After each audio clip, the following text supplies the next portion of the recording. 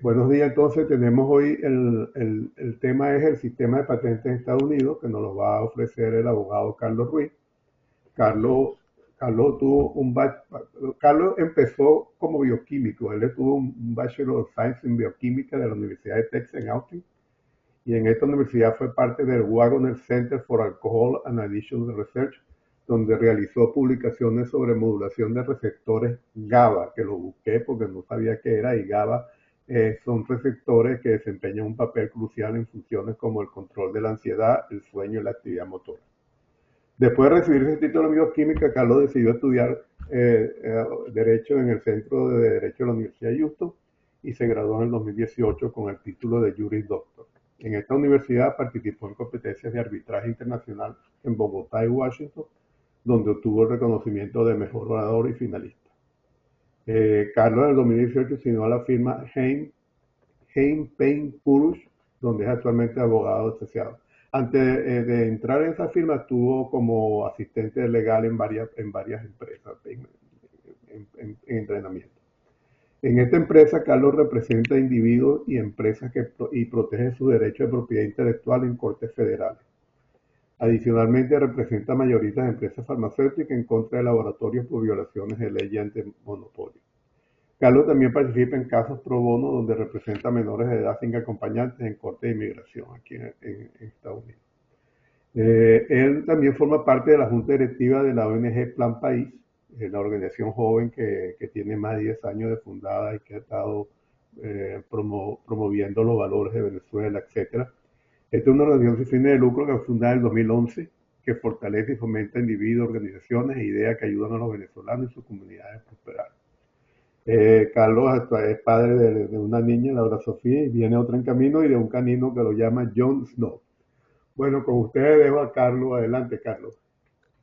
Gracias, Carlos. Y sí, eh, le mostré la biografía a mi esposa al final y me dijo, oye, tienes que agregar a Johnny, no puedes dejarlo por fuera. ¿Qué raza de perro es? Es Labradoodle, perro como de 70 libras, es grandote, pero bueno, es un niño, es otro niño más. Eh, bueno, no, para mí es un honor, de verdad, y les agradezco bastante el tiempo y el espacio aquí de poder conversar un rato. Yo entiendo que el formato de esta presentación es yo presento y después tenemos el Q&A al final, pero lo voy a llevar más que, lo voy a intentar llevar pues de un punto de vista un poco casual y bueno, si hay alguna pregunta, por favor, creo que Carlos las ponen en el chat Mira, pero no te preocupes, nosotros te hacemos las preguntas. O ok, sea, cuando termine la charla, nosotros te vamos haciendo las preguntas. No tienes que estar pendiente del chat. Nosotros nos encargamos de eso. ¿Ok? ok, perfecto, perfecto. Déjame entonces compartir eh, la pantalla para mi nombre es Carlos Ruiz, soy abogado asociado, como dijo Carlos, en la firma Hein Payne Quarles. Estoy allí en Hein Payne desde enero del 2019. Y bueno, sigo allí y viento en popa. Brevemente quería darles una introducción bastante breve de quiénes somos. Somos una firma bastante pequeña aquí en Houston. Tenemos nada más 15 abogados. Y bueno, nos enfocamos en el área de propiedad intelectual. En general, tenemos casos en el área por supuesto, patentes, copyright, algo de marcas y trade secrets, pero el enfoque más grande que tenemos yo creo que más del 90% de los casos que tenemos es en el área de patentes y en esta área de antimonopolios que puede ser otra charla otro día. Es un tema bien interesante porque es un área bastante niche en donde nosotros demandamos a empresas farmacéuticas y a laboratorios farmacéuticos por hacer contratos ilegales en donde mantienen los precios de los medicamentos más altos de lo que deberían de estar. Entonces, bueno, esas es como las dos áreas en donde nos llevamos la mayor parte del tiempo. Todos nuestros abogados, los 15 abogados que tenemos, incluyendo todos los socios, por supuesto, somos o estamos en STEM, o sea, somos o ingenieros, tenemos la línea de ingenieros, o somos científicos, pues en general, hard science, pues, como le dicen químicos, bioquímicos, biólogos. Y bueno, tenemos una gran experiencia también en casos petroleros. De hecho, el caso más grande que yo tuve cuando empecé en la firma. Fue un caso con Weatherford, donde representamos a Weatherford y bueno, yo nunca había trabajado en un tema petrolero, pero nos tocó, ¿no? Y siempre vienen, ¿no? Siempre tenemos ese tipo de casos. Entonces, bueno, eso es más o menos de quiénes somos.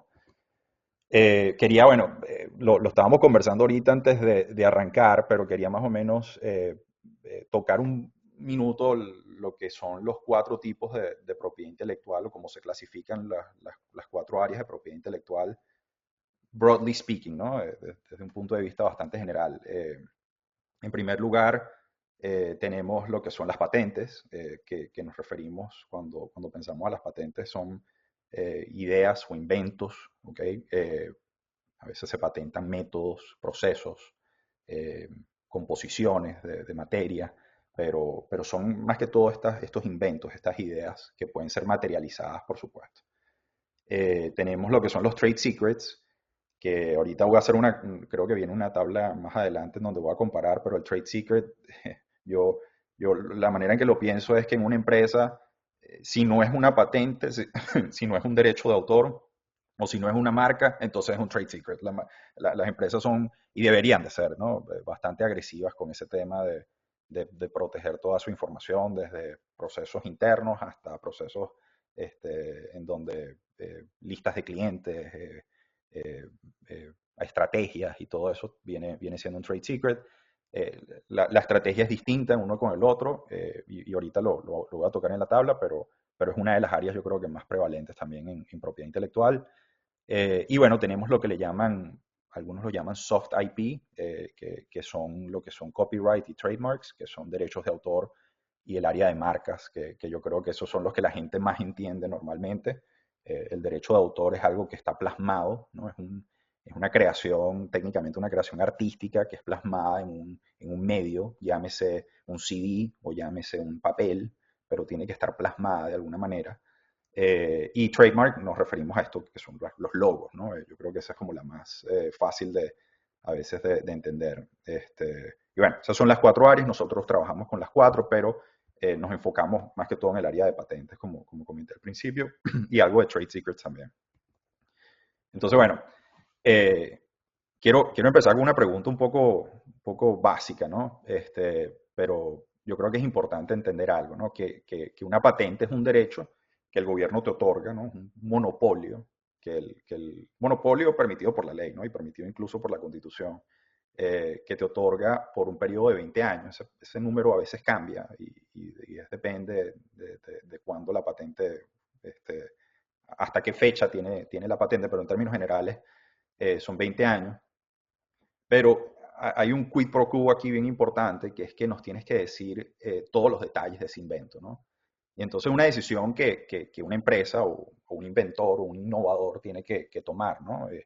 Voy a obtener este monopolio, yo voy a ser el único que va a poder eh, realizar este monopolio y eso, o excluir a otros, pero tengo que, a cambio de esto, tengo que darle toda esta información al gobierno y al mundo, ¿no? En general, ese es el principio de una patente, ¿no?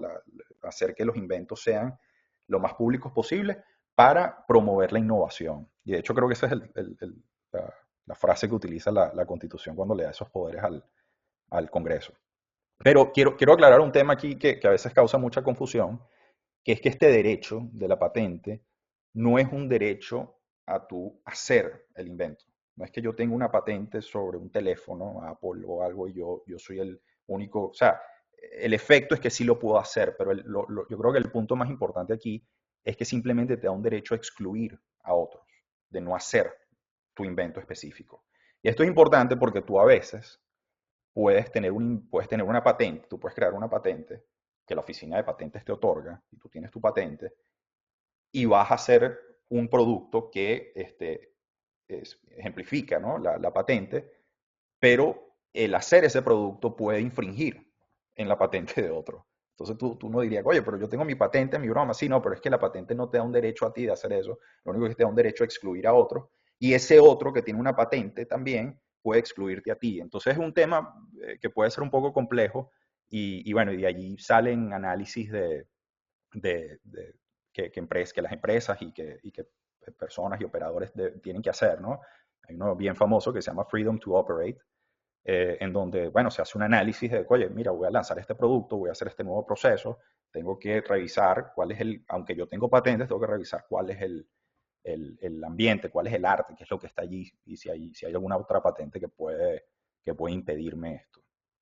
Entonces, bueno, aquí este próximo slide, regresando a este tema ya que entendemos un poco qué es una patente, yo quería hacer como que un breve resumen sobre la diferencia en lo que es un trade secret y una patente, porque hay un poquito ahí de estrategia que la empresa tiene que tomar en cuenta. Como les comenté, la patente es un derecho de excluir a un tercero. El secreto industrial es un derecho que tú ejerces, ¿no? Para mantener tus inventos y tus innovaciones de manera secreta. Lo que protege el secreto industrial realmente, o la ley del secreto industrial, que por cierto no es tan straightforward, no es tan sencilla como lo que es la patente. El área de patentes tienes un solo estatuto y esta es la ley, punto. El secreto industrial mezcla un poco de derecho estatal con derecho federal, pero en esencia lo que tú proteges es que nadie te robe eso, que nadie divulgue eso de manera indebida. Eh, pero si, por ejemplo, hay un tercero que logra eh, inventar o sacar ese mismo proceso por sí solo, de manera independiente, no puedes hacer nada si lo que tienes es un secreto industrial. Déjame darles un ejemplo bien, bien concreto. Todos sabemos que uno de los trade secrets, de los secretos industriales más famosos en los Estados Unidos es la receta de la Coca-Cola, por ejemplo. Eso no está patentado. La Coca-Cola tomó una decisión, me imagino, en donde dijo, no, yo no voy a patentar esto porque al patentarlo le tengo que decir al mundo cómo se hace la Coca-Cola y en 20 años después pueden salir no sé cuántos competidores y me tumban el negocio. Entonces yo no voy a sacarlo, yo lo voy a mantener como un trade secret. Ahora, si yo hoy, Carlos, me levanto y compro un poco de ingredientes y me pongo a mezclar un poco de cosas y logro la receta de la Coca-Cola de manera independiente, entonces la Coca-Cola no puede hacer nada. Si la Coca-Cola tuviese una patente, sí me puede demandar. Entonces, bueno, ahí hay algo de estrategia que se toma en cuenta. A veces se toma en cuenta un poco qué tan rápido cambia el mercado en esta área. Yo creo que la Coca-Cola sigue siendo la misma, ¿no? En muchos años. Pero hay cosas que realmente cambian bastante rápido y que a veces no vale la pena tanto patentarlos. Eh, o hay veces que sí, en el área farmacéutica, por ejemplo, tienes una exclusividad por un poco de años y allí sí vale la pena a lo mejor invertir pues, un poco en protección de patentes para poder excluir a los otros de no hacerlo, porque los profits son altísimos. Entonces, bueno, ahora sí me voy a adentrar un poco más en el tema de lo que es la patente y quería eh, tocar un poco lo que son las partes, lo que es la anatomía básica de lo que es una patente. Eh, quería arrancar aquí en la izquierda, y esto es una patente que agarré por ahí, ¿no? No es una patente. Ahorita abrimos otra patente donde sí puedo explicarles con más detalle. Sí. Eh, en la primera página tenemos lo que es el cover, ¿ok? Y en el cover tienes el número de la patente, la fecha en que la patente fue otorgada, el título de la patente. Tenemos lo que son, y a lo mejor está muy pequeño, pero los inventores, o sea, las personas que crearon el invento, eh, el aplicante, que a veces es el mismo inventor o a veces es una empresa, y un abstracto, ¿ok? Como un breve resumen de lo que la patente cubre. Yo creo que de todo esto lo más importante es, y no lo he mencionado, es cuando la patente, disculpen, cuando la patente fue introducida. Y yo creo que ahí ven filed. Ahorita abro una un poco más grande, pero ven que está filed el 25 de junio del 2019 en este caso. Y la patente no fue otorgada sino hasta el 10 de enero del 2023. O sea, tardó 4 años desde el momento en que se aplicó hasta que la oficina de patentes lo otorgó. Esto es importante y lo voy a tocar más adelante, este concepto de lo que es la fecha prioritaria de la patente. Pero si nos vamos después al final, si nos vamos a la derecha, eh, vemos aquí, hay una frase que dice, what is claimed is, o sea, el reclamo de la patente como tal, y hay un número 1 y hay una cantidad de texto ahí, un número 2 y una cantidad de texto, un número 3, una cantidad de texto. Estos son los reclamos. Y los reclamos es el corazón de la patente como tal. El reclamo es lo que define el invento como tal. Tú puedes, entre la cover page y el reclamo, tú puedes tener 60 páginas, 80 páginas, 150 páginas, que he visto patentes bastante largas describiendo un poco de cosas, no sé qué. Eso, chévere. Lo que importa al final, o sea, lo que está al final es lo que realmente importa porque es lo que limita y es lo que define cuál es tu derecho a excluir a otros. De hecho, voy a salirme aquí de la presentación un minuto y pueden ver, creo que pueden ver sí pueden ver esta patente aquí que abrí. Esta patente es de Schlumberger, es una patente en la que trabajé en este caso de Weatherford, cuando llegue ya todo esto es público, no estoy divulgando ninguna información confidencial. Eh, si nos vamos, ven que aquí está el cover, y nos vamos al final, vemos también lo que son los reclamos, ¿no? Los claims. Entonces aquí igualito. What is claimed is, y entonces un método para cement a wellbore, comprising, para colocar un cemento, un casing, ¿no? En downhole. Y luego tienes otros reclamos. Vemos aquí reclamo número 2, reclamo número 3, 4. Y si vemos el 6, por ejemplo, vemos que tienes un reclamo en donde utiliza el aparato del reclamo 5 y luego le agrega unos detalles más. Eso se llaman reclamos dependientes. Los otros se llaman independientes. Es bastante intuitivo allí. Básicamente lo que los dependientes están haciendo es que agarran el texto del independiente y le agregan unos detalles más. Bueno, mira, digamos que un independiente es una mesa de 4 patas y entonces, bueno, el reclamo número 2 es la mesa de 4 patas del reclamo 1, pero de madera, ¿no? Por decir algo. Y luego, puede seguir, pues eso es un tema que es bastante importante con respecto a la validez más adelante de la patente. Entonces, bueno, quería más o menos darles mostrarles aquí otra patente y por cierto, todas estas patentes pueden conseguirse de manera gratuita en Google Patents, puedes meterte y puedes buscar patentes, incluso no nada más de Estados Unidos, sino de todas partes. Entonces, bueno, pero regresando a la presentación, ahora voy a adentrarme un poco, esto es algo un poco más técnico, ¿no? Pero lo que son los requisitos, y lo hablábamos ahorita, Eduardo, antes de arrancar la conversación, sobre cuáles son los requisitos para uno obtener la patente, ¿no? Y hay muchísimos requisitos, pero yo quise enfocarme en los más importantes, que los resumiría en estas 3 bullets que están aquí. La sección 101, que se refiere y ahorita voy a explicar más adelante qué es la sección 101 específicamente, pero se refiere a lo que la ley te permite patentar y lo que no te permite patentar desde un punto de vista bastante general, ¿no? Y ahorita lo vamos a tocar. La 102 y 103, que se refiere a que okay, tú tienes tu invento, pero no puedes patentar algo que ya existía, o que sea considerado obvio relativo a lo que ya existía antes de tu fecha prioritaria.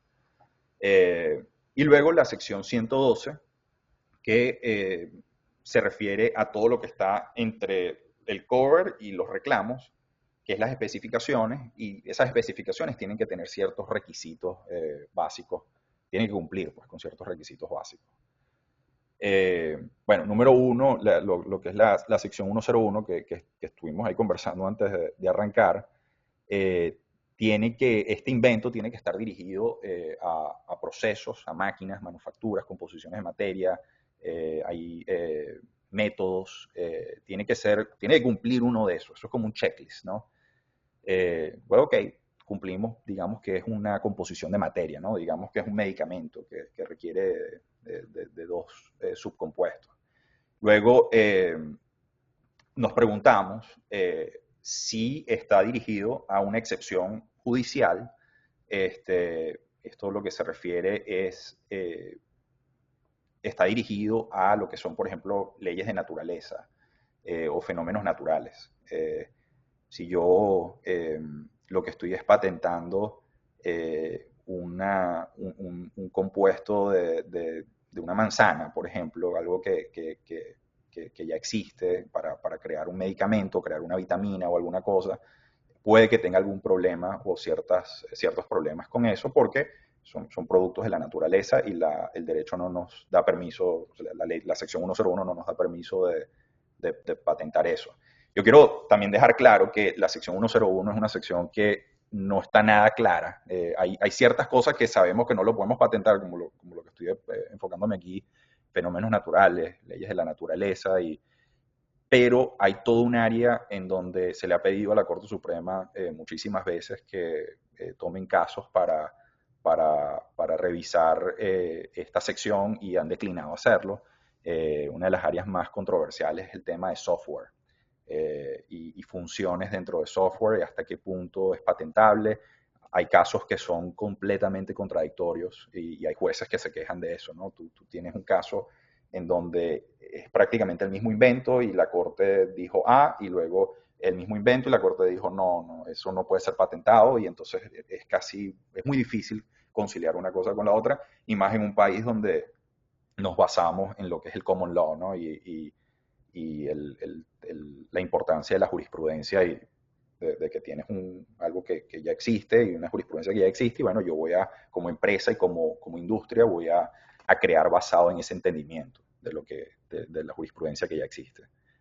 Luego tenemos lo que es la sección 102 y 103. Esta sección es la más común, diría yo, y es la que más se entiende, más fácil de entender. Básicamente, no puedes patentar algo, no puedes obtener una patente sobre algo que ya fue patentado, número uno, o algo que fue descrito en una publicación, llámese revista, llámese periódico, llámese un artículo de internet, llámese cualquier redes sociales, cualquier publicación, o sea, cualquier escrito público en donde tu invento esté plasmado o lo que estás intentando patentar, entonces no puede ser, la sección 102 y 103 te prohíben eso, o que haya sido usado de manera pública. Eh, Esto se refiere a, bueno, al uso, ¿no? Si tú tienes un invento en donde tú eres una empresa y tú usaste este proceso para colocar cemento, ¿no? A un liner y a un borehole y ya usaste ese proceso anteriormente, entonces no puedes patentarlo más adelante.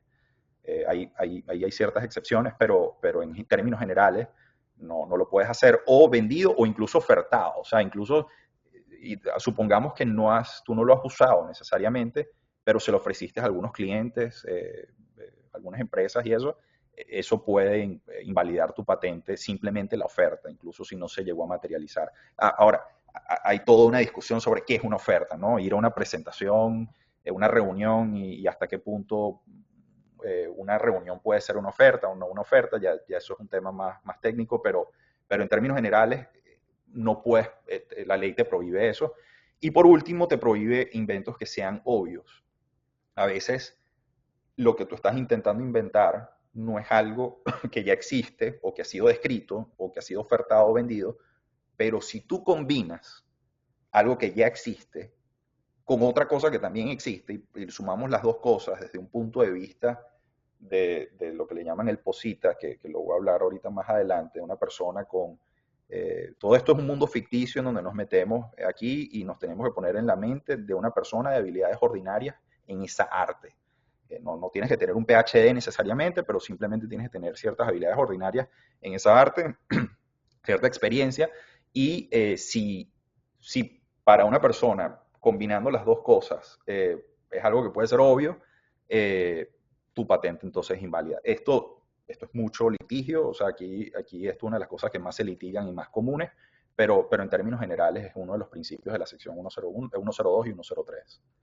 Y de hecho, voy a adentrarme esto en lo que es un posita, ¿no? Y es un término que se utiliza en el área esta de patentes, Voy a leer lo que coloqué aquí porque es una figura hipotética que se utiliza como estándar legal en el derecho de patentes. No es una persona real, sino una ficción legal que representa a alguien con conocimientos y habilidades promedio en un campo técnico específico. O sea, si yo voy a litigar una patente sobre, eh, hace poco tuvimos un caso de Exforge, del medicamento para la presión arterial y requiere de dos subcomponentes, valsartán y amlodipina.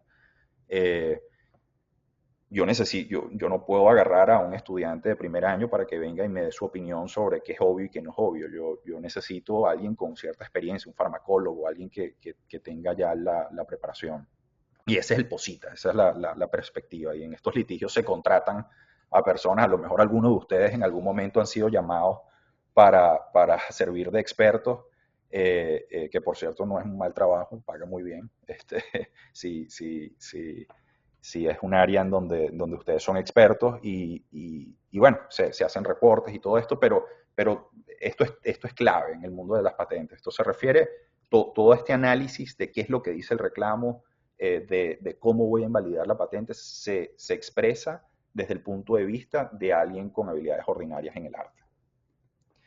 Eh, y quiero con este punto de la sección 102 y 103 de que es novedoso y no obvio, quería dar un ejemplo.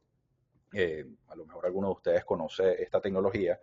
Eh, esta patente, esto es un reclamo de la patente 616, que es una patente que nosotros litigamos, que habla de un método, ¿okay? De unir, estoy traduciendo aquí, un sistema de tubos, y discúlpeme, yo no soy ingeniero petrolero, pero es como lo litigamos, pero es un sistema que expande los tubos hacia un, hacia un hueco pues, que ya existía. Puede que ya había un liner antes, o puede que no, puede que sea contra lo que es la Tierra, ¿no? Como tal. Y si leen cada una de las limitaciones, posicionar el tubo y con un sistema de expansión, y luego inyectar materiales fluidos al tubo y luego verificas que haya una válvula, ¿no? Para que cuando ya haya suficiente presión, la misma presión suba al sistema de expansión y luego de manera radial expandes el tubo. Eh, ese reclamo lo podemos ver en el lado derecho, y esta es otra patente de Schlumberger que existía antes, o sea, si regresamos a la sección 102, ya había sido patentado, ¿ok? Y describe lo mismo, describe, claro, no voy a entrar, si les interesa más adelante, puedo mostrarles lo que son el texto, pero esto fue la estrategia que nosotros utilizamos para invalidar ese reclamo. Pues mira, no, ya Schlumberger tenía esto, si ves, Schlumberger tenía ya un sistema de tubos en donde cumplía en esencia con todos los requisitos que está pidiendo el reclamo número 1. Y entonces, esto es un ejemplo de algo que ya fue patentado, pero incluso algo que ni siquiera, poniendo incluso la patente a un lado, había un papel, un paper del SPE que describía lo mismo, y que también fue usado para invalidar esa patente. Y si vemos, es el mismo principio. Tienes un sistema de tubos, tienes un sistema de expansión radial, en donde, bueno, si colocas mucho fluido abajo, causa presión y causa que el sistema radial suba. Entonces, bueno, son ejemplos en donde hay que simplemente ser conscientes, ¿no? De cuando publicamos cosas en todos estos journals, en revistas, y todo, sobre inventos, sobre innovaciones y eso. Por supuesto tiene un efecto comercial, ¿no? Oye, puedes decirle a la industria que tú lograste esto, pero también puede tener un efecto más adelante sobre lo que puede ser tu patente, la validez de tu patente más adelante. Eh, y todo esto colapsa, ¿no? Y tiene que ver con el tema de lo que es la fecha prioritaria, que lo mencioné al principio. Esta fecha prioritaria es como la fecha que define, ¿ok? ¿Qué inventos, o sea, cuál es el punto en el tiempo, ¿ok? En el que yo puedo congelar el tiempo y ver qué existía antes de eso. Esto es súper importante porque si tú tienes, supongamos que estamos hablando de inteligencia artificial, ¿no? No me quiero meter en una camisa de 11 varas, pero supongamos que estamos hablando de inteligencia artificial. La inteligencia artificial ha venido creciendo y la cantidad de inventos y la cantidad de arte, o sea, la cantidad de cosas que existen en el mundo ha venido creciendo recientemente. Yo diría en los últimos, por decir algo, 5 años. Eh, si nos vamos al año 2000, a lo mejor como comentaron al principio, antes de arrancar la conversación, a lo mejor una que otra persona trabajó en algo, pero no había la cantidad de arte que hay hoy. Entonces, tú, como inventor, ¿no? De manera estratégica, tú quieres que tu fecha, en términos generales, sea lo más pronta, sea lo más temprana posible para evitar que haya más arte que pueda en algún momento invalidar tu patente. Esto eh, se define generalmente en el momento en que tú introduces la patente, ¿okay? La aplicación de patentes. Si yo llego mañana a la oficina de patentes y introduzco, mañana es mi fecha prioritaria y de mañana hacia atrás, hacia hoy, hacia el pasado, se ve qué existía antes para posiblemente invalidar mi patente más adelante e incluso interpretar la patente, ¿okay? A veces, ahorita vamos a hablar del tema de Markman, que es un procedimiento que se hace más adelante, pero a veces los términos han cambiado, ¿no? Con el tiempo van cambiando. Lo que se entiende por una cosa hace 15 años, 20 años, hoy en día se entiende como otra. Y entonces cuando una corte, cuando un juez hoy en día va a interpretar lo que dice una patente, lo que el reclamo de una patente, tiene que tomar en cuenta no cómo se dice hoy o cómo se entiende hoy ese reclamo, sino cómo se entendía en la fecha prioritaria, pues hace 10, 15 años. Otro de los requisitos que establece la ley es esto de la especificación, eh, que es este espacio, todo este texto que está entre el cover page y los reclamos. La especificación exige, hay tres requisitos básicos, que es que describa los reclamos, o sea, que demuestre que tú tenías acceso a eso que estás ahora inventando, o que tú realmente lo tuviste, que tú tuviste posesión de eso, que enseñes la manera de hacer o usar esos reclamos. Tienes que decirnos cómo se hace esto, si, bueno, que hay un sistema de expansión radial, bueno, cómo se hace eso, y que definan los reclamos. O sea, eh, aquí les tengo un par de ejemplos. O sea, si por ejemplo un reclamo dice algo que sea un gel frágil, por ejemplo, oye, ¿qué es un gel frágil, no? ¿A qué se refiere con un gel frágil? Se refiere a algo un gel que si lo tocas se rompa, ok, pero ¿cuánta presión tengo que ponerle antes de romperlo? ¿Cuántos PSIs, no? Y eso puede causar que el reclamo sea inválido porque no tenemos, no tenemos una definición de qué es lo que el reclamo realmente cubre. Recordemos que lo que es una patente en esencia es un monopolio que te da el gobierno sobre un invento específico por un periodo de tiempo específico a cambio de que tú nos digas qué es lo que es tu invento, pero tú no puedes pretender que tú vas a escribir unos reclamos, te vas a poner todo creativo, ¿no? A escribir unos reclamos que no estén bien definidos y luego más adelante acuses a todo el mundo de infringir en tu patente porque, cuando dije un gel frágil me referí a una gelatina, y después no, un gel frágil también me refería a una pastilla de gel, y también un gel frágil, o sea, las cortes no te van a dejar hacer eso tampoco. Entonces, bueno, resumiendo aquí, tenemos la sección 101, 102 y 103 y la sección 112, que son tres secciones, yo diría tres bullets bien importantes para poder obtener una patente. Ahora, básicamente el proceso de obtención de una patente empieza con un invento que se tiene que concebir y reducir a la práctica. No necesariamente tienes que crearlo, ¿ok? Pero tienes que llegar, disculpen, a cierto punto en donde te crean que realmente lo tuviste. O sea, no puede ser una cuestión totalmente abstracta que siga ahí en el aire. Luego se introduce la patente ante la oficina de patentes y luego puede pasar, como en esa patente, y he visto casos más largos, pueden pasar años, 5, 6, 7 años, hasta que la oficina de patentes te otorga la patente. Y este proceso se llama patent prosecution, o sea, la persecución de la patente. Este proceso, bueno, como les dije, comienza con una aplicación, luego Y luego que el examinador, o sea, que la oficina de patentes recibe la aplicación, ellos colocan o asignan a un examinador que realmente, normalmente es alguien que sabe de esa área, y de hecho hay departamentos de petróleo, médicos, químicos, lo que sea, eh, y el examinador va a revisarlo y va a decir, oye, mira, voy a revisar a ver si hay algo que ya existe, ¿no? Basado en los reclamos como me los tienes aquí. Y entonces el examinador, la mayoría de las veces, rechaza la aplicación y dice, no, mira, no te voy a otorgar este invento porque, no te voy a otorgar esta patente porque bajo la sección 102 y 103 ya existía cierta arte en el pasado y no te lo voy a otorgar.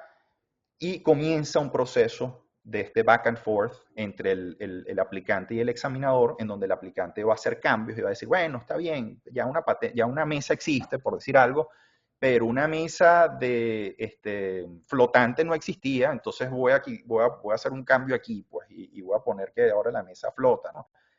Por decir algo, por un sistema de imanes. Y entonces empieza este back and forth, ¿no? Entre la oficina de patentes y el aplicante. Y este back and forth es bien importante porque este back and forth puede que te afecte más adelante. Si tu aplicación inicialmente, por ejemplo, decía, no, mira, yo tengo una pata, una mesa con una sola pata en el medio, y luego más adelante le quitas la pata, ¿no? Y dices, no, mira, esto es una mesa flotante que tiene magnets.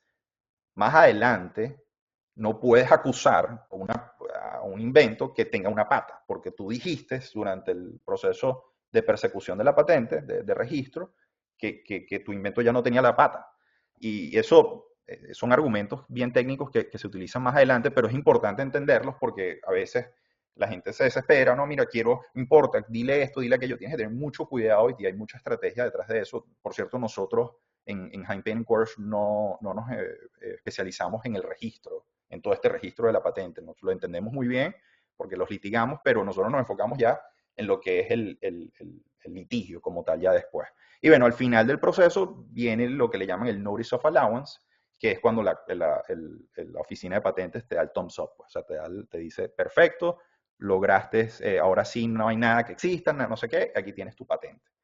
Ojo, eso no significa que a la hora de un litigio, más adelante, cuando ya yo tengo mi patente y lo vamos a tocar en un par de slides, nadie puede intentar argumentar de que el examinador se peló y que no, existía esto, existía aquello, el examinador no revisó esto y es algo que ocurre, yo diría, en el 99% de los litigios clásicos de patentes. Siempre existe, yo tengo una patente, demando a Apple por infringir en mi patente y Apple va a regresar y va a decir, no, mira, tu patente es inválida porque X, Y o Z, independientemente de que el examinador haya dicho que todo está bien. En este proceso hay algo bien importante que me gustaría resaltar, que es que en este proceso tenemos que tener mucho cuidado cuando empresas o personas que están intentando lograr la patente no haya ningún tipo de fraude, ¿no? Que se le quiera cometer a la oficina de patentes. O sea, si tú sabes que hay algo que existe, que hay un arte, que hay una publicación, que hay un documento en el SPI o lo que sea que ya existía, tienes la obligación de entregárselo a la patente si eso es relevante y por supuesto si no es cumulativo. Eso es otro requisito, pero tú no necesitas mandarle la misma información 7 veces, ¿no? Pero sí tienes que darle, mucha gente ahí es muy conservadora y decide mandarle todo lo que tengan a la oficina de patentes. Porque si no, ¿okay? Si se descubre más adelante en un litigio que tú sabías que existía algo, ¿no? O que ya había un documento o alguna cosa, y ponle que ya han habido casos en donde ese documento, el autor es el mismo autor de la patente, ¿no? Y, o sea, tú no puedes decir que no sabías, entonces se te puede acusar de fraude y tu patente puede ser inválida e incluso los abogados, si los abogados fueron parte de eso, pueden ser penalizados y puede acarrear consecuencias bastante graves, incluso invalidar un portafolio completo, si lo que es una patente nada más, y pues, eso se contamina pues el portafolio completo y tiene consecuencias bastante graves. No es común, esto es algo bastante raro, pero es algo que cualquier abogado que trabaje en esta área y cualquier inventor. Esta regla aplica para todo el mundo que sea parte del registro de la patente. Tiene que estar consciente. Entonces, ahora que tenemos una patente, ¿qué sigue, no? O sea, ¿cuál es el próximo paso? Bueno, ahora tenemos que enforce la patente, ¿no? Entonces, supongamos que tenemos a una empresa que sabemos que está usando el invento que yo tengo aquí en mi patente. Entonces, bueno, tengo varias opciones. Si esa empresa está ubicada aquí en los Estados Unidos y hace este producto aquí en Estados Unidos y vende ese producto en Estados Unidos, entonces lo más probable es que yo me vaya por una corte federal de distrito. Esa empresa, lo más probable que cuando yo lo demande, busque la manera de invalidar mi patente. La empresa puede invalidarla en cortes federales también, puede hacer un contrarreclamo, o puede irse a lo que se le llama el PTAB. Y voy a hacer un paréntesis aquí breve, no quiero entrar en política, pero el PTAB es un área que está sonando mucho ahorita con la nueva administración Trump, de que puede que sea afectada con todos estos recortes y eso, y puede que su función no vaya a ser tan activa como lo que era durante la administración Biden o las administraciones anteriores. Esto beneficia a un grupo, esto afecta a otro, es algo bastante dinámico, pero es una manera de invalidar la patente de manera administrativa sin tener que pelearlo en cortes de distrito. Luego tenemos litigios en el ITC, que es el International Trade Commission. Realmente eso se utiliza cuando se va a importar, más que todo, tú estás importando cosas de China, de otros países, tú puedes buscar ir al ITC y introduces una demanda para frenar la importación de cualquier producto. Hubo un caso bien famoso hace poco entre Apple y un demandante, en donde el demandante logró, no recuerdo si fue en corte de distrito o en el ITC, frenar la venta de los Apple Watches, los nuevos Apple Watches, y bueno, eso se apeló y todo esto, y bueno, vienen las apelaciones después al Distrito Federal. Algo único del tema de patentes es que todas las demandas de patentes van a un solo sitio, que es el circuito federal. Casi todas las otras acciones en los Estados Unidos en cortes federales tienen sus propios circuitos, pero en patentes hay una sola corte de apelaciones. Entonces, quiero aquí más o menos, ya que estamos entrando en la manera en que tú puedes enforce, ya estamos entrando en el tema de lo que es la demanda como tal, hay un concepto de infracción, ¿no? de infringir, y yo creo que es importante entender que para uno infringir una patente, tú no es que infringes toda la patente, tú te vas a los reclamos específicos y tienes que cumplir con cada elemento de ese reclamo. De hecho, voy a retroceder un minuto para mostrarles, por ejemplo, este reclamo que habíamos tocado. Vemos que es un método, ¿no? de coupling, o sea, de pegar un tubo que va a ser expandido de manera radial con una estructura preexistente. Todo esto tiene que ser cumplido. Posicionar el tubo y el sistema de expansión dentro de la estructura preexistente. Check. Inyectar materiales fluidos en el sistema de tubo. Check. Cada uno de estos tiene que ser cumplido para poder acusar a una persona de manera exitosa, ¿no? Que infringió en la patente.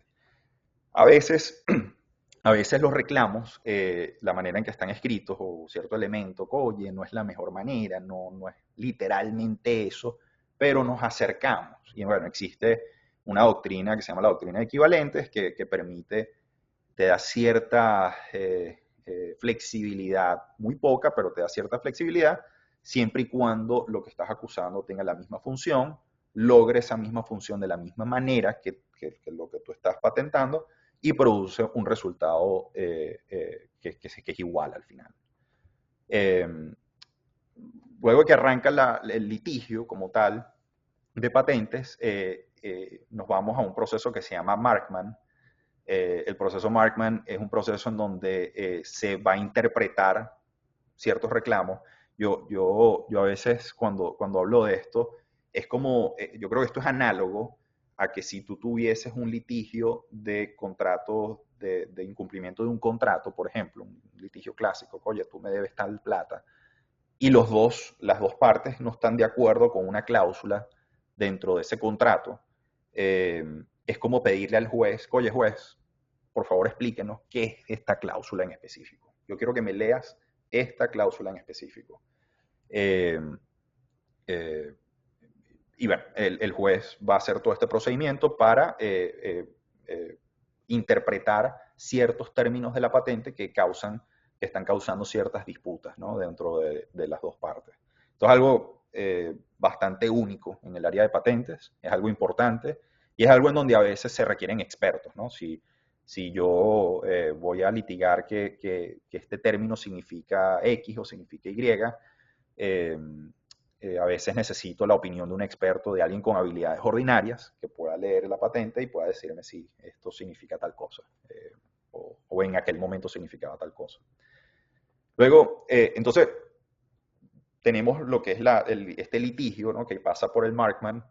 Entonces, aquí quise hacer más o menos un breve diagrama en donde tenemos el caso que es introducido en Corte Federal, luego tenemos una defensa, la empresa que estamos demandando responde a la demanda y tiene dos opciones. Normalmente, en términos generales, puede continuar el litigio en Cortes Federales, que es esta vía por la derecha, eh, o puede irse por el PITAB o por un procedimiento administrativo en donde le diga al PITAB, el TPITAB es una corte administrativa que está por encima de la oficina de patentes, o sea, en términos de jurisdiccionales, y el PITA puede agarrar y decir, mira, yo voy a revisar, porque sí creo que nos echamos un pelón, por decir algo, cuando mi examinador otorgó esta patente, entonces voy a iniciar un proceso de revisión. Esos procesos normalmente son más económicos que pelear esto en Corte Federal. Aquí hay que pagar ciertos honorarios a la Corte Administrativa, pero bueno, y a veces suceden ambos en paralelo, a veces se le pide a la Corte Federal, hey, frénate, párame, congélame el juicio para poder ir al PITAB y pelear esto en el PITAB, o a veces no, la Corte Federal te dice, yo no voy a frenar nada, lo que te llevaste al PITAB es una sola patente, aquí se están metiendo 5 patentes, por términos de eficiencia yo no voy a frenarme nada, yo voy a continuar, y vámonos los dos, pues el PITAB, vamos a ver quién llega más rápido a un resultado, pues, si el PITAB o llego yo. Esto es bien controversial a veces y es una pelea que se da bastante en Texas. En Texas es uno de los sitios más populares para litigar patentes, porque las cortes tienden a ser efectivas y rápidas. Hay otros lugares en donde las cortes tardan más y entonces el PITAB llega primero a un resultado y te logra... bueno, todo esto es una estrategia, ¿no? Pero quería más o menos explicarles que esto puede ocurrir en paralelo, una cosa con la otra. Y entonces, bueno, la demanda continúa y llegamos a un punto de lo que son los daños. En términos generales, hay dos tipos de daños que podemos obtener, en términos de plata, ¿no? Cuando demandamos a alguien. Pérdida de ganancias o regalías razonables. En términos de regalías razonables, hay un caso que establece 15 factores que tienen que tomarse en cuenta. Esto es algo que requiere de economistas y expertos para calcular lo que un licenciatario, una persona que iba a licenciar la patente en aquel momento, en el momento de que se infringió la patente, hubiese acordado en un mundo hipotético con la persona que quería usar la patente. Y bueno, pérdida de ganancias, a veces se hacen las dos. La pérdida de ganancias es simplemente la pérdida de ganancias. Yo perdí esta ganancia, este profit, porque tú infringiste en mi patente.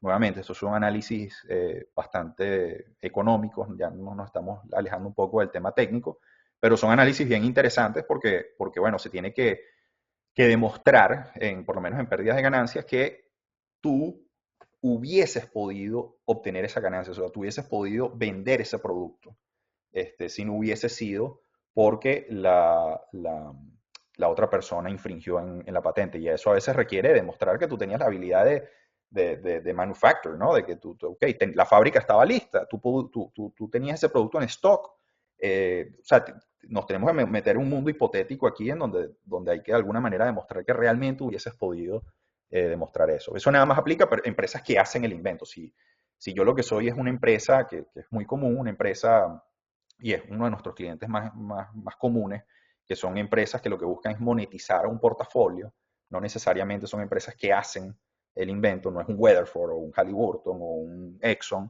sino son una empresa, una corporación que fue creada y que va a litigar esto simplemente porque compró el portafolio de otra, no puede, generalmente no puede obtener estas pérdidas de ganancia porque no hubiese podido vender ningún producto si no hubiese sido por la infracción. Eh, Aquí quería, ya estamos casi al final, o prácticamente al final, quería tocar unos puntos básicos de consideraciones prácticas que me parecen relevantes. Eh, Me imagino que en el área donde ustedes están trabajando, muchas veces existen contratos laborales en donde están estas cláusulas de work for hire. Este work for hire aplica también al área de copyright, pero en términos generales es una cláusula donde se le otorga a tu jefe, a tu empresa, a donde tú trabajas, el derecho sobre cualquier invento que tengas. Entonces, por eso se ven las patentes que tienes los inventores y luego tienes al aplicante, ¿no? Bueno, que es la empresa que está detrás. Eh, si no existe eso, si no existe un contrato de work for hire y tú nunca le diste los derechos a tu patente, los derechos de tu invento a tu empresa, entonces tu empresa no es la dueña de ese invento y van a ocurrir muchos problemas más adelante porque ella va a tener que demostrar que ella es la dueña y no lo va a tener y entonces te va a tener que llamar para que le des una firma y bueno, de hecho tuvimos un caso bien interesante sobre eso y bueno, normalmente eso se resuelve fácil, pero a veces el inventor dice, no, yo ya no trabajo para ti, yo no dependo de ti de nada, yo no voy a firmar nada y bueno, se arma todo un rollo allí, ¿no? Luego tenemos el marking. Esto es un tema que también no está muy claro al 100%, pero en términos generales, si tú eres una empresa que tú creas un producto y tú tienes una patente que ejemplifica ese producto, que el producto ejemplifica lo que está en la patente, entonces tienes la obligación de marcarlo y por eso es que a veces vemos productos donde dice esto está patentado y el número de patentes o patente está pendiente o qué sé yo. Eh, siempre se coloca eso porque si no lo haces, no puedes obtener daños anteriores, sino desde el momento en que introduces la demanda y puede cortarte bastante tu modelo de daños allí. Y bueno, los últimos dos factores, exhaustion es un tema bastante básico. Simplemente cuando vendes algo, ya ese producto normalmente pierde las protecciones de propiedad intelectual sobre el producto. Esto aplica a patentes, aplica a muchas cosas, a copyright y todo esto. Ahora, siempre hay ciertas limitaciones con eso. No significa que yo compro un CD y entonces, no me quiero meter en el tema de copyright porque es otra bestia, pero en términos, no es que yo compro un CD y entonces puedo ahora copiarlo de manera ilegal, ¿no? Hay otras limitaciones sobre eso. Pero en términos generales, cuando Apple me vende un teléfono, ¿ok? Yo puedo revender ese teléfono sin infringir la patente de Apple porque ya Apple se le acabó el monopolio al vender el teléfono. Y bueno, las licencias, ser cautelosos, simplemente es un tema allí de ser cautelosos a la hora de licenciar un producto, porque bueno, tú no sabes cuál efecto se puede tener efectos sobre la calculación de los daños de una licencia razonable, más adelante en un litigio, puede tener problemas sobre si tú realmente todavía eres el dueño del invento más adelante. Bueno, hay una cantidad de circunstancias que pueden ocurrir si se firma una licencia que no haya sido revisada, aunque sea por un abogado o alguien allí. Entonces, bueno, yo creo que con esto culmino mi presentación. Quería agradecerles nuevamente por el tiempo aquí. Bueno, tengo un ratico más para cualquier pregunta que haya salido. Bueno, muchísimas gracias, Carlos. Bien interesante y bien didáctica tu presentación. Hay una serie de preguntas. Vamos a empezar. No sé si tú vas a tener esta información de la primera pregunta que dice, ¿existe activamente el orgullo petrolero de Venezuela, INTEBEP? Y si existe todavía, ¿tiene la colección más grande en Latinoamérica de patentes? No estoy seguro, he escuchado de Intevep, pero no estoy seguro si es la más grande o no es la más grande.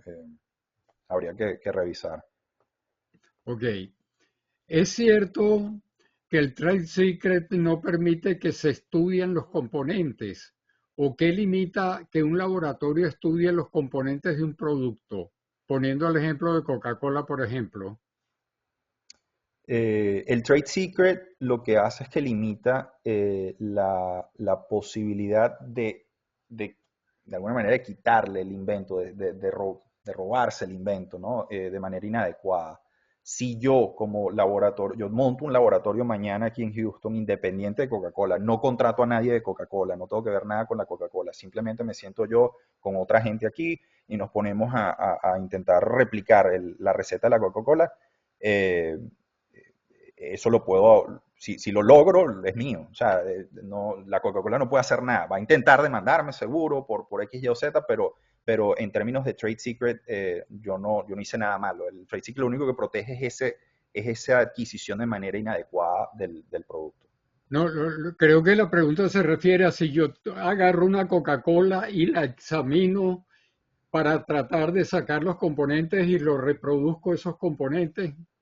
Sí, no hay problema, no hay problema. Tú puedes, eso se llama reverse engineering por lo menos el derecho de trade secret no prohíbe eso, con tal de que no haya un uso indebido, o sea, con tal de que tú no te robes, no haya ese robo o ese uso indebido de que tú te traigas un empleado, me voy a traer un ingeniero de la Coca-Cola a que me ayude a reverse engineer, no.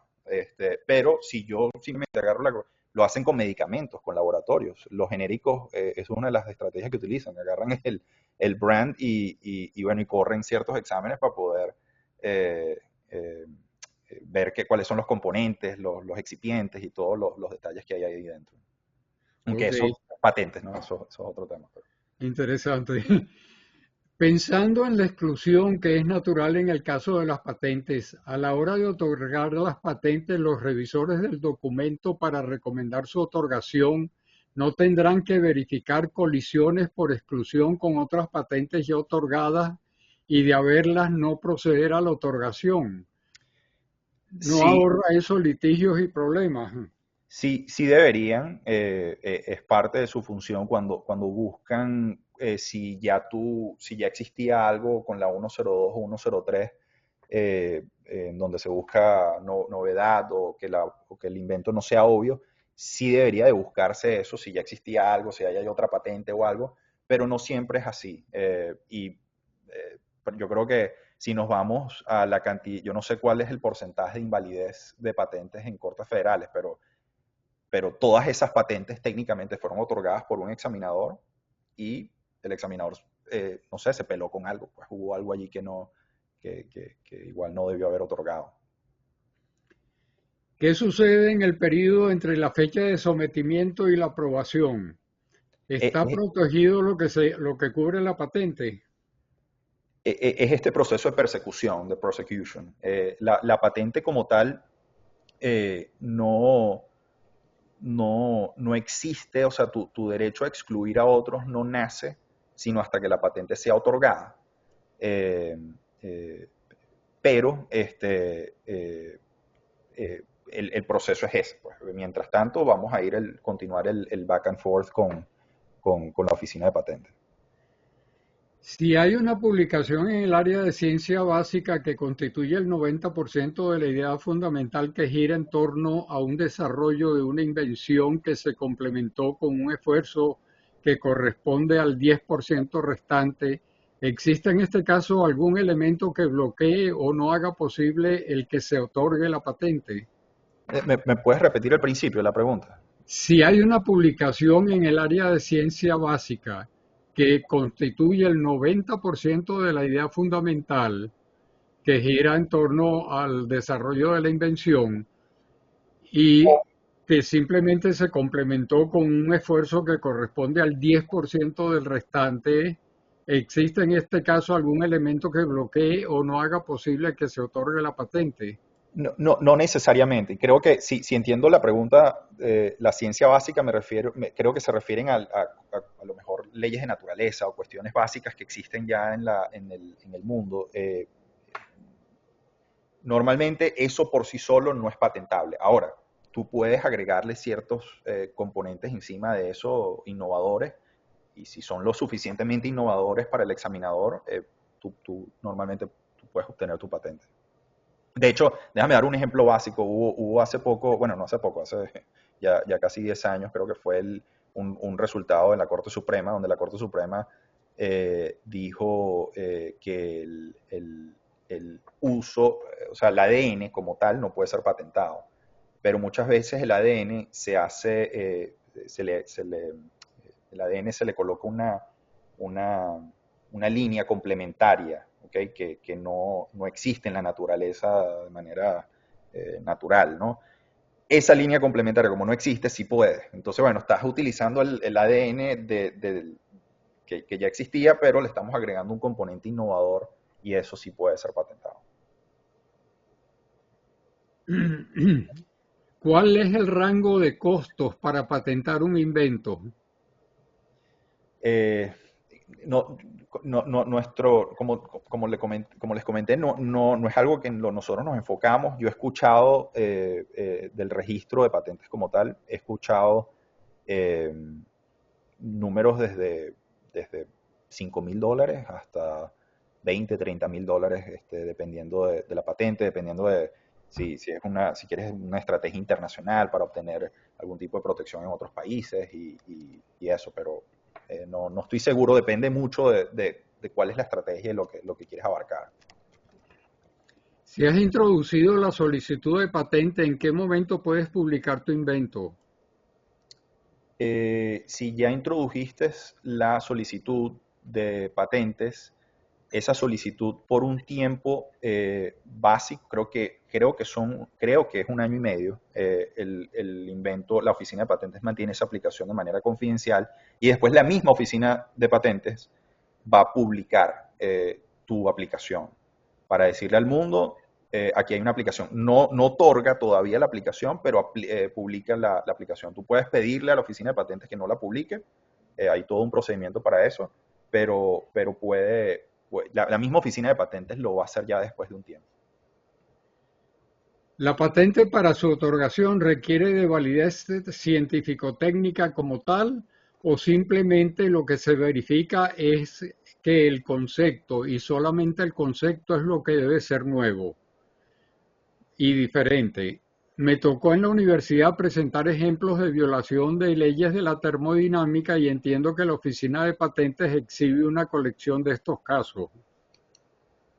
Sí, o sea, la patente no puede ser simplemente un concepto hipotético que pudiera funcionar. Tú tienes que demostrar en la sección 112, uno de los requerimientos es que tienes que demostrar que tú tienes posesión, que tú realmente lograste hacer eso y tienes que demostrar, hay otra sección que se llama enablement, tienes que demostrar que tú sabes cómo hacer y usar tu invento. Entonces hay ciertos requisitos que yo creo que de alguna manera limitan la oportunidad de uno poder hacer algo más en lo abstracto. Tienes que estar un poco material.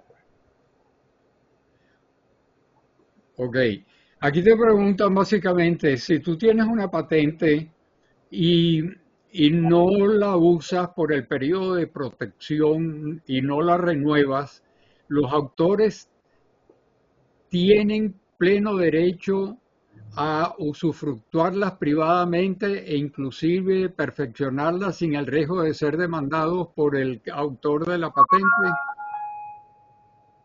Si tú tienes una patente y no la usas, eh, recordemos que el derecho de la patente no te da un derecho a usarla, te da un derecho a excluir a otros. Entonces me imagino que lo que se refiere es que no excluyes a otros, nunca demandas a nadie por hacer nada. Bueno, si no demandas a nadie por hacer nada, esa persona puede eh, agarrar el invento y mejorarlo. Y sí, eso ocurre mucho, donde se utiliza, donde se agarra una patente y se mejora y luego se hace una patente que mejora y hace que ciertas cosas sean más rápidas o mejores. Eso es bastante común. Lo único es que hay que tener cuidado de que si tú vas a ejercer, si tú vas a usar un invento que está patentado, tú técnicamente estás infringiendo, al menos de que caigas, hay unas excepciones sobre el uso experimental. Y ahí hay todos unos factores que las cortes toman en cuenta, pero si logra, lo hacen los genéricos, por ejemplo. El genérico muchas veces agarra un invento, agarra una patente y lo mejora o cambia alguna cosa, y ese uso experimental, mientras cambia la cosa, no infringe, no es un acto de que infringe. Entonces, simplemente tendrías que tomar en cuenta esa parte si lo que estás haciendo es uso experimental para no infringir. Aquí te hacen dos preguntas, pero voy a hacerte la primera. Hay que, aun cuando tú tengas la patente por un periodo de tiempo, tienes que pagar algo anualmente para mantenerla. Sí, sí, tengo entendido que hay unos honorarios, no estoy seguro de cuánto cuesta, pero sí hay unos honorarios para poder mantener la patente. Ajá. La segunda es cuando las empresas pasan a tener acceso a desarrollos que superan con creces lo anteriormente patentado, entiendo que dejan de pagar por el mantenimiento. La supuesta protección cesa en ese momento. Eh, en términos generales, si no pagas el mantenimiento, eh, tengo entendido que no puedes usar la patente para demandar a alguien, no puedes excluir a otros. No estoy seguro, no me ha tocado todavía un caso en donde eh, eh, pueda recuperarse eso. O sea, no sé si hay un procedimiento donde tú puedas agarrar y decir, bueno, aquí, sorry, aquí están los reales que te debo, oficina de patentes, porque voy a demandar a alguien por 300 millones de dólares. No estoy seguro. O sea, y si cesa, quiere decir que ya todo el mundo puede usarla. Sí, si cuando la patente expira, es de dominio público. Lo que no estoy seguro es si, tendría que revisarlo, o sea, les debo eso. Si uno deja de pagar los honorarios, el invento cesa. Yo creo que no, yo creo que el invento sigue allí, o sea, la patente sigue allí, simplemente para tú poder ejercerla, necesitas pagar, a lo mejor necesitas pagar ese espacio que debes. Mira, en los casos de empresas americanas que licencian las patentes de Estados Unidos y lo usufructan en un tercer país que tiene doble tributación con Estados Unidos, los licenciatarios tienen que declarar gananciales basados en esa licencia. Eh, Oye, ahí me poncharon. Eso es un Ese es tema un tema de derecho contable. tributario. Yo no estoy seguro. O sea, me imagino que si es un ingreso de la empresa en general en los Estados Unidos, sí, me, me imagino que lo tiene que declarar, pero yo le tengo mucho respeto al derecho tributario. Ok, ¿tiene algún sentido patentar códigos asociados al desarrollo de software? Puede ser oportuno no patentar simplemente.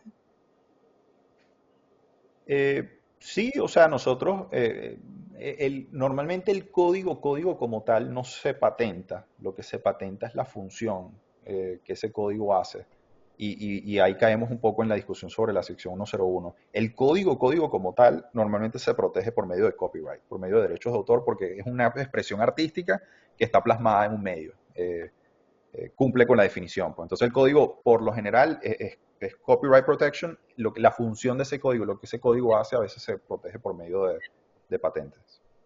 Ok, eso responde a la siguiente pregunta, que era si la estrategia, si esta estrategia es aplicable a secretos de la empresa que quiera mantenerlo. Este, las últimas dos preguntas es, ¿cuál es el tiempo de validez de las patentes y si todavía es válido el convenio de París? Sí, sí, el convenio de París todavía es válido y el tiempo de validez de patentes generalmente ahorita es 20 años. Ok, bueno, mira, ahora vamos a pasar al derecho de palabra por un minuto para preguntas específicas sobre el tema. Hay varias Disculpe, personas. Eduardo. Disculpe, Eduardo, que no oí cuánto dijo que era el tiempo de validez de las patentes. 20 años, 20 años. Ok, bueno, vamos a pasar a eso. Yo soy el primero anotado en el derecho de palabra, pero me voy a poner mi cronómetro también para cumplir con las reglas. Yo tengo tres preguntas para ti. La primera, ¿puedo yo empezar a construir un aparato una vez que yo introduzco la patente, pero todavía no tengo la patente? Eso que llaman, que ven uno en las publicaciones que dice patent pending. Segundo, vence la patente si no se usa por cierto tiempo. Y la tercera es, ¿cómo se hace cuando la patente parte de algo ya patentado? ¿Qué pasa con la patente anterior? Eh, bueno, eh, arrancando creo que con la segunda pregunta, no vence. Si no la usas, recordemos que el derecho de patente es un derecho de excluir a terceros de no usar tu invento, no de tú usar tu invento. No, la patente no te da un derecho a ti de usar eso. Es un concepto allí que yo creo que es clave, porque si tú no lo usas no pasa nada, ¿no? Y si nadie, el problema es si algún tercero lo usa, si tú decides o no decides demandar a ese tercero por el uso. Si construyes un aparato mientras la patente está en persecution, en registro, en el proceso de registro, no hay ningún problema. Tú puedes colocarle allí que la patente está pending, y bueno, y cuando ya tú tengas tu producto y cuando tengas tu aparato y se otorgue la patente, colocarle ahí el número de patentes para que no vayas a tener ningún problema con respecto a marketing más adelante. Y luego la tercera pregunta, si me recuerdas nuevamente rapidito la tercera pregunta.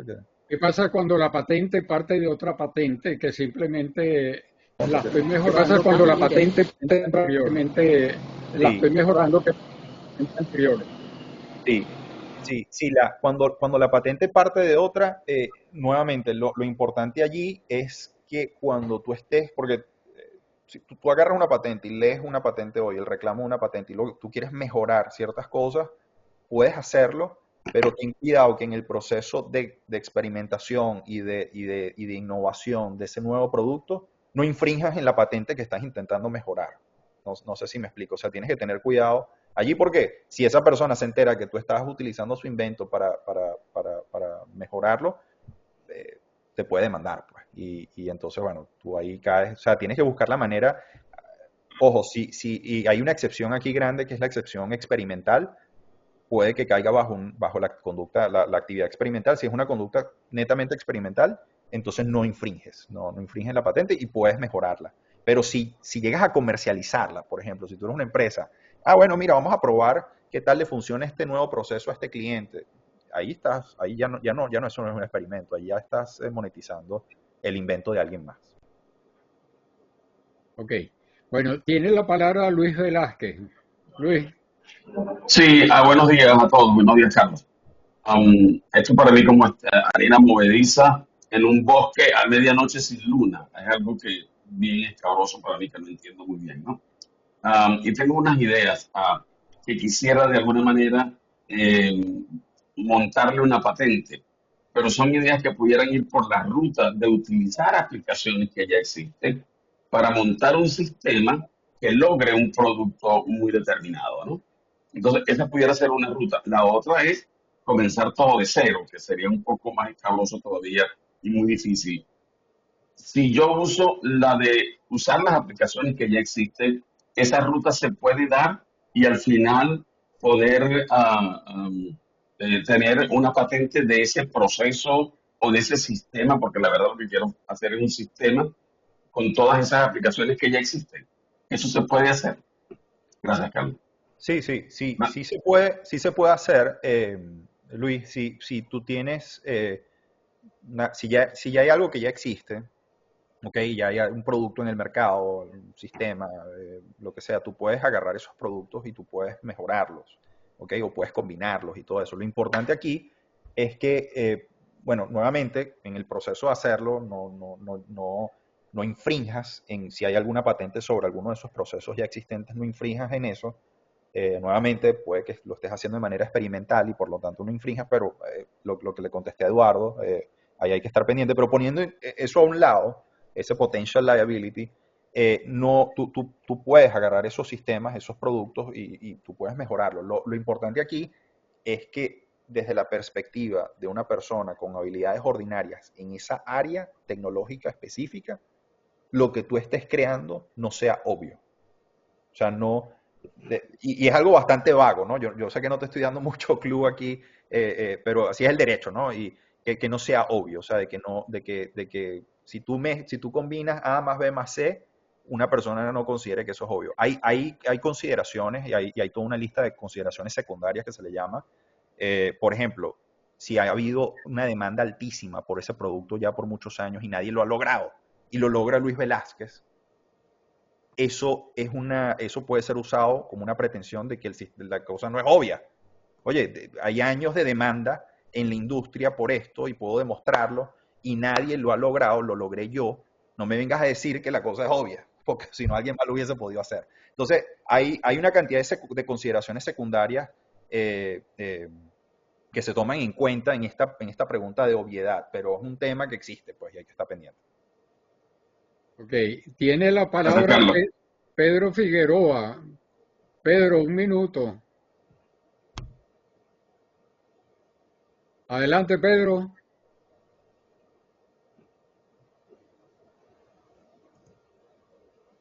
Abra el micrófono, Pedro. Ahora sí me escucha. Sí, ahora sí, empieza. Ok. Mire, yo quería compartir una experiencia que tuve con el Departamento de Energía alrededor de 2012, cuando ellos iniciaron los estudios del petróleo no convencional y dejaron fuera, en esos primeros estudios, de los 34 países que escogieron, dejaron fuera Venezuela, Colombia, Ecuador, Perú y Bolivia, que tenían en ese momento más de 100 años de historia petrolera. Y pude ubicar que de los 34 países donde ubicaron reservas, lo que llamaban reservas técnicas, teóricas, porque no llegaban a la perforación, muchas de esas reservas las encontraron cercanos a los campos tradicionales. Eso era yo pedí permiso para usar el procedimiento que ellos hicieron a través de una empresa consultora americana. Y aprendí de que finalmente, después de 6 meses de negociaciones, me dieron el permiso con la condición de que no era exclusiva, que tenía que ser pública. Y segundo, que no me permitían financiamiento de empresas privadas, como yo quise usar para cubrir costos mínimos a mi cliente más grande que tenía en aquel momento. Tiempo, Pedro. ¿Ese procedimiento es válido? Bueno, no estoy seguro si había, me imagino que cuando dices que te dejaron usar un procedimiento y te dieron una licencia sobre un procedimiento, me imagino que probablemente es un procedimiento que estaba patentado o que estaba protegido por medio de trade secrets, ¿no? De secretos industriales. Normalmente, cual sea de las dos maneras, bueno, no sé si el gobierno licencia trade secrets como tal, el gobierno de Estados Unidos, pero independientemente de eso, normalmente de hecho hay leyes con respecto a universidades y uso de fondos públicos, en donde la mayoría de las veces el gobierno te dice, ok, aquí te voy a dar un fondo público, sucede mucho en el área farmacéutica con el NIH, aunque ahora no sé tanto con la nueva administración, eh, eh, en donde a cambio de que te doy fondo público, no puedes buscar tú comercializarlo, o sea, patentarlo, protegerlo, cerrarlo de alguna manera, pues tiene que ser público, o sea, tienes que mantenerlo público. Hay veces que no, hay veces que el gobierno te dice, dale, no importa, aquí está el dinero, puedes tú salir y patentar tu cuestión, pero dame una regalía. O a la universidad, en términos universitarios he visto varios casos en donde eso existe también, que los profesores son codueños del invento con la universidad y bueno, y nos dividimos las regalías que podamos sacar de esto más adelante. Ok. Tiene la palabra Carlos Sánchez. Carlos, mi pregunta va en el ámbito de protección de las patentes mundialmente. Las patentes de Estados Unidos, me imagino que tienen protección fuera de los Estados Unidos en países donde Estados Unidos tiene algunos tipos de acuerdos, taxes, etc. ¿Qué otros países generan patentes, además de los Estados Unidos? Sí, bueno, en principio el sistema de patentes no es extraterritorial, y esto es algo que la Corte Suprema ha dicho varias veces. ¿A qué se refiere con eso? A que no, si tú tienes una patente en Estados Unidos, tú técnicamente puedes ir a México y no ningún otro, el derecho a excluir a otros se limita a Estados Unidos en específico. No te da la protección internacional. Ahora, el mercado está en Estados Unidos normalmente, ¿no? Si tú quieres después, o sea, tú quieres hacer un invento, alguna cosa que infringe una patente de Estados Unidos, te lo llevas a México, pero después en algún momento te lo vas a tener que traer, ¿no? Para poder venderlo. Y allí hay ciertas leyes que limitan eso. Pero en términos generales, no, la aplicación del derecho de patentes en Estados Unidos está limitado a Estados Unidos. Sé que existen sistemas de protección internacional pero los sistemas de protección internacional, por ejemplo, hay un sistema de protección internacional europeo donde tú introduces una aplicación y por medio de un tratado tú tienes que ir a cada país, ¿no? y conseguir la patente en cada país. También existe un sistema global que se llama el PCT, el Patent Cooperation Treaty, que te permite iniciar una aplicación a nivel internacional y luego vas a cada país y lo haces. O sea, hay varios mecanismos que facilitan, pero igual tienes que hacer la tarea de ir y obtener las patentes en cada sitio. Ok. Tiene la palabra Juan Urek. Un minuto, Juan.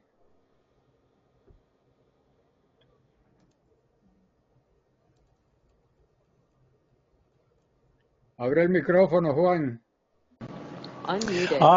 Muy interesante tu presentación, Carlos. Yo lo que tengo es un punto de información. Nosotros patentamos, el grupo de Eras Nuevas, ya en los 90, hicimos 2 patentes relacionadas con exploración de pantanos y cosas de esas. Y lo que nos costó estuvo en el orden de los $20,000-25,000 y era necesario pagar alrededor de $10,000 anuales por mantener los derechos. Entiendo que Intevep ya, bueno, estábamos ya al final de los 90, eso nunca se... Entiendo que eso nunca se pagó y bueno, las patentes vencieron, ¿no? Eso era la información que quería darle. Sí, no. Sé que hay un honorario anual que se paga y que tiene que, no sé si es anual o es cada 5 años, bueno, como comentaste que tenían que pagar un monto anual, pero sí, es algo que es parte del proceso. De hecho, el aplicar a la patente hay que pagar y cada vez que se hace una enmienda hay que pagar una plata, todo es un dinero allí, pero eso ayuda de alguna manera a mantener la agencia que no depende necesariamente del gobierno. La Oficina de Patentes de Estados Unidos es una oficina que prácticamente, en términos monetarios, es prácticamente independiente y no chupa dinero pues del tesoro ni nada. Ok. Tiene la palabra Olegario Rivas.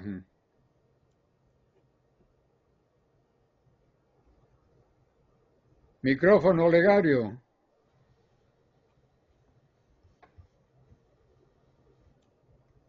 Muchas gracias, Carlos. Interesante presentación. Y aquí la pregunta es, hay una patente existente que ya expiró. Como autor de la patente que es asignada a una empresa, esa patente puede ser mejorada sin conflicto con la empresa a la cual está asignada esa patente. Esa es una pregunta. Hay otra patente que está asignada también a una empresa, todavía es válida, sin embargo, esta patente es una patente sobre un simulador físico donde se utiliza una metodología. Sin embargo, hay 5 metodologías más que pueden ser incorporadas a ese modelo o simulador físico. Esa patente puede ser extendida o puede haber una nueva patente con los 5 modelos adicionales. Sí.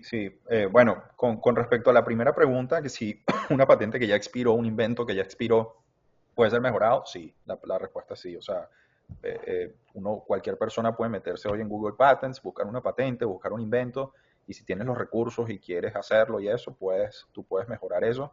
Lo importante es que en ningún momento, oye, Olegario monta un laboratorio, monta un local para poder hacer esto, no vas a contratar un ex empleado de la empresa que tenía, o sea, que no haya nada fishy, como se le dice en inglés, que no haya nada raro en el proceso de que tú quieras, porque eso puede traerte problemas, más que todo de trade secrets, ¿no? Perdón, el asunto es que yo soy ex empleado de esa empresa.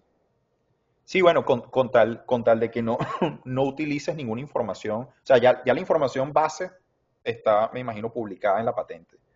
Ahora tú construirías encima de eso, con tal de que tú no utilices información que pertenecía a tu ex empleador. No es que te trajiste un computador de allá o un software o alguna data, alguna cuestión, normalmente ese tipo de cosas lo puedes hacer. Ahora, muchas veces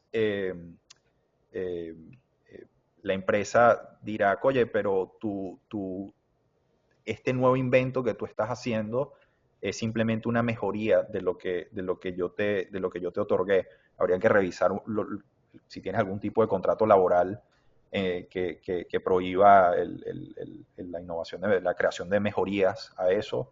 Yo creo que habría que explorar un poco y dependiendo de qué tanta mejoría le estás haciendo. Si prácticamente es lo mismo con un detalle adicional, habría que revisar si lo que estás haciendo es que no lo estás llevando de nivel 1 a nivel 300, o sea, algo completamente nuevo, muy distante a lo que existía antes, entonces a lo mejor no hay tanto problema. Pues yo creo que habría que sentarse y revisar eso. Con respecto a lo de los módulos, de que hay 5 módulos más, esto es algo que no me adentré en la presentación, pero algo que se acostumbra en el derecho de patentes es que el inventor o los ingenieros, el equipo de ingeniería, se hace un invention disclosure, en donde se le pide a los inventores que llenen una forma, si encontraron algo, si descubrieron algo, llénate una forma en donde tú me expliques todo lo que conseguiste y todas las aplicaciones que pueden existir con eso. Y entonces se inicia un proceso de aplicación y aunque los reclamos de esa aplicación inicial son bastante cortos, son bastante fijados en a lo mejor 2 aspectos, un módulo nada más, ¿no? En la descripción, en la especificación, o sea, en ese espacio entre el cover y los reclamos, describimos todos los módulos, describimos los 5 módulos o 10 módulos, o que pueden existir 10.000 módulos más. Y eso te da una oportunidad a crear una aplicación continua, se llama Continuation Application, de que tú puedes, unos años después, tienes que cumplir con ciertos requisitos, metes una aplicación que se agarre a la fecha prioritaria de la primera aplicación. Porque tú en la primera aplicación demostraste que ya tenías posesión de este invento. Lo único es que no lo reclamaste. Pero ahora sí lo voy a reclamar en una aplicación posterior. Y a veces se utilizan esas aplicaciones continuas y pueden haber aplicaciones continuas por 10 años.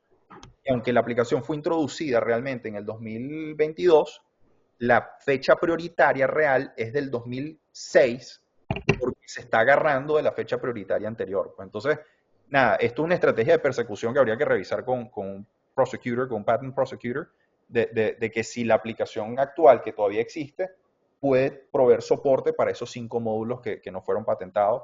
Y si es así, oye, a lo mejor puedes crear esa aplicación continua, pues, si todavía se puede. Bien, muchas gracias, Carlos. Bueno, vamos a cerrar formalmente la presentación y las preguntas. Gracias, Carlos. Te agradecemos que nos haya dedicado este tiempo. Es bien interesante el tema y esperemos contar contigo para algo más, una extensión de derecho a autor, etcétera, etcétera, etcétera. Sí,